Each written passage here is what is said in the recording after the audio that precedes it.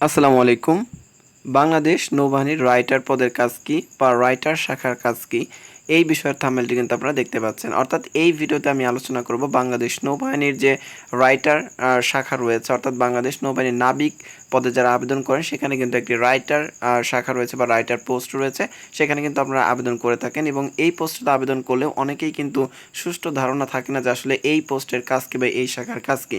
তো এই শাখার কি কাজ বা এই পোস্টের কি কাজ, এই সম্পূর্ণ বিষয় নিয়ে কিন্তু এই ভিডিওতে আলোচনা করব। আশা করছি এই ভিডিওটির মাধ্যমে বা ভিডিওটি যদি আপনারা সম্পূর্ণ দেখেন তাহলে রাইটার পোস্ট সম্পর্কে আপনাদের সকল প্রশ্নের উত্তর কিন্তু এই ভিডিওতে পেয়ে যাবেন।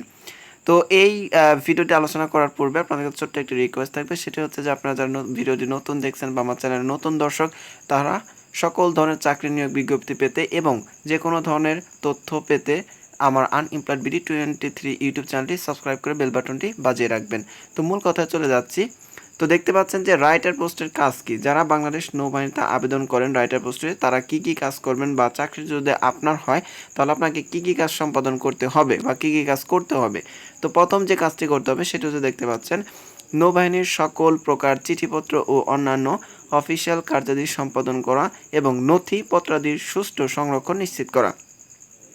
তো এ থেকে আসলে বোঝা যাচ্ছে যে নৌবাহিনীর যে সকল চিঠিপত্র আসবে, অফিসিয়াল যে চিঠিগুলো আসবে, সেটা মেল হতে পারে বা এমনি পত্র লিখিত চিঠি হতে পারে, সেগুলো আপনাকে সংরক্ষণ করতে হবে এবং এগুলো সুষ্ঠুভাবে সংরক্ষণ করতে হবে বা যে কোনো সময় যেন কর্তৃপক্ষ চাইলে আপনি প্রেরণ করতে পারেন কর্তৃপক্ষের কাছে। তো দুই দেখতে পাচ্ছেন যে সকল প্রকার ফান্ড ও অ্যাকাউন্ট এর সুষ্ঠু সংরক্ষণ ও নিরাপত্তা নিশ্চিত করা, অর্থাৎ আপনাকে অ্যাকাউন্ট ও ফান্ড এর সুষ্ঠু সংরক্ষণ করতে হবে সেই তথ্যগুলো এবং এটা নিরাপদে রাখতে হবে। এরপর হচ্ছে ক্রমিক নং 3 দেখেন, অফিসার ও নাবিকের বেতন ভাতা সংশ্লিষ্ট সকল কার্যক্রম গ্রহণ করা, অর্থাৎ আপনার যে এরিয়াটা থাকবে আপনার বা আপনি কতজন নাবিকের বা অফিসারের যে হিসাবটা রাখবেন, সেই সব যে অফিসার বা নাবিক রয়েছে তাদের কত টাকা বেতন দেওয়া হলো, কত টাকা ভাতা পরিশোধ করা হলো, এই সকল তথ্য কিন্তু আপনি সুষ্ঠুভাবে আপনার সংরক্ষণ করতে হবে। তো এরপর হচ্ছে ক্রমিক নং 4-এ চলে যাচ্ছে। ক্রমিক নং 4-এ দেখতেই পাচ্ছেন যে ক্রমিক নং 4, জাহাজ বা ঘাঁটির সকল ধরনের রেজিস্টারের সুষ্ঠু রক্ষণাবেক্ষণ করা, অর্থাৎ জাহাজ সম্পর্কে যা কোন জাহাজ কোথায় ঘাঁটি স্থাপন করছে বা কোথায় গিয়েছে এই সমস্ত বিষয় টুকিটাকি বিষয় কিন্তু আপনাকে সংরক্ষণ করতে হবে সংশ্লিষ্ট জায়গাতে। এরপর হচ্ছে ক্রমিক নং 5 দেখেন, বাৎসরিক বাজেট সংক্রান্ত কার্যক্রম সম্পাদন করা, অর্থাৎ সমস্ত ডিপার্টমেন্টের কিন্তু একটি বাৎসরিক বাজেট থাকে, কত টাকা আয় হবে কত টাকা ব্যয় এই বিষয়ে। তো বাংলাদেশ নৌবাহিনীর কিন্তু একটি বাৎসরিক বাজেট থাকে, সেই বাজেটটা কিন্তু আপনাকে সম্পাদন করতে হবে যদি আপনি রাইটার পোস্টের একজন নাবিক হয়ে থাকেন।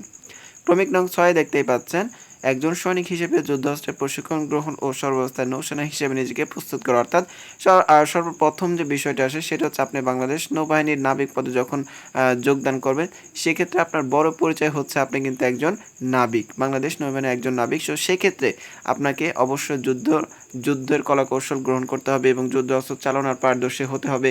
তো এটা কিন্তু আপনার থাকতে হবে এবং নিজেকে সর্বাবস্থায় কী করতে হবে, নৌসেনা হিসেবে প্রস্তুত রাখতে হবে। সমস্ত কাজের মধ্যে কিন্তু এটাই হচ্ছে আপনার প্রধান কাজ। তো এটাই কিন্তু এখানে বলে দিয়েছেন।